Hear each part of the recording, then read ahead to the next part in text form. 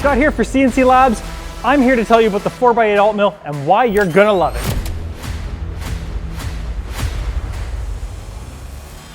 In the y-axis, you've got 8 foot 8 inches of space, which is big enough for sheet goods, plus space for your ATC.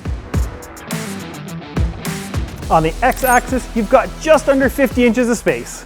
Under the Z gantry, you've got 8 inches of travel for all your projects. With more than 4 feet by 8 feet of cutting space and 8 inches of Z travel, this machine can handle all your sheet goods, thick slabs, and deep 3D carves without breaking a sweat. The closed loop steppers keep everything moving smooth and accurate, down to the width of a human hair, or 1/1000th of an inch. The AltMill's no slouch for speed either. This thing moves at up to 1,000 inches per minute across the table. Driven by rack and pinion on the y-axis and ball screws on the X and Z for rock-solid motion. Matched with the SLB-Ext running grblHAL makes it easy to run like a pro.